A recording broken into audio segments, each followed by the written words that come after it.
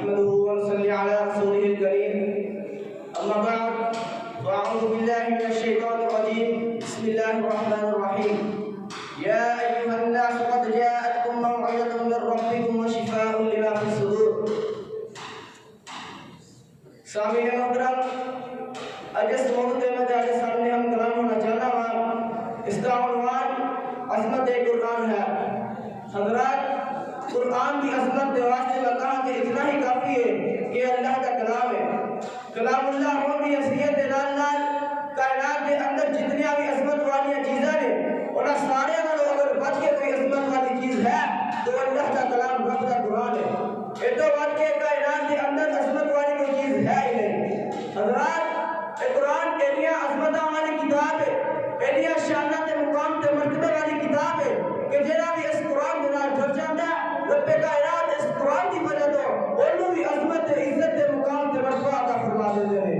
اور جہاں اس قرآن تو جدا ہو جاتا ہے، اس قرآن تو دور ہو جاتا ہے، اس قرآن کے نال اپنا تعلق قائم نہیں کرتا، اس قرآن کے اوپر عمل نہیں کرتا، رب کائنات اور دنیا بھی برباد کر دیتے ہیں اور آخرت بھی برباد کر دیتے ہیں. یہ قرآن ایلیا عظمت والی کتاب ہے کہ جس رات کے اندر یہ قرآن اتریا اور رات ساری راتاں نال افضل بن گئی. جس مہینے کے اندر یہ قرآن اتریا وہ مہینہ سارے مہینے نال افضل بن گیا. جس شہر کے اندر یہ قرآن اتریا وہ شہر سارے شہر نال افضل بن گیا. جس ہستی تے یہ قرآن اتریا وہ نبی سارے نبیاں نال افضل بن گیا. جڑا فرشتہ اس قرآن لے کر کے آیا وہ فرشتہ سارے فرشتیاں دا سردار بن گیا. یہ قرآن جنہ اوراق کے اندر لکھا گیا وہ اوراق سارے اوراق نال افضل بن گیا. اور جے یہ قرآن جنہ سینہ کے اندر آیا وہ سینے سارے سینہ نال افضل بن گئے.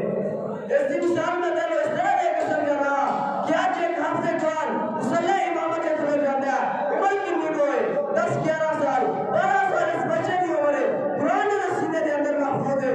مسلح امامت کے طرف جاتا ہے. پیچھے جناب مسجد صدر کھلوتا ہے، مسجد ناظم کھلوتا ہے، بڑا متولی مسجد کھلوتا ہے. پیچھے جناب میڈنا چودھری بھی کھلوتا ہے، ایم پی اے بھی کھلوتا ہے، ایم ایل اے بھی کھلوتا ہے، کونسلر بھی کھلوتا ہے. پیچھے جناب پیسے والا بھی کھلوتے ہیں، فیکٹریاں والا بھی کھلوتے ہیں، کارخانے والا بھی کھلوتے ہیں. ایک مسلم بچہ قرآن کے سینے کے اندر محفوظ ہے، مسلح امامت کے کھلو جاتا ہے. اس قرآن کی وجہ تو اس بچے کو عظمت کتنی کو ملی ہے، عزت کتنی کو ملی ہے، مقام تے مرتبہ کتنا کو ملیا کہ جتنی دیر تک اللہ اکبر کہہ کے رکوع نہ جائے پیچھے ملک کا صدر کھلوتا ہے اور رکوع نہیں جا سکتا. بچہ سجدے میں رہے جتنی دیر تک اللہ اکبر کہہ کے سجدے سر نہ اٹھائے پیچھے ملک کا وزیر اعظم بھی کھلوتا ہے وہ سر نہیں اٹھا سکتا.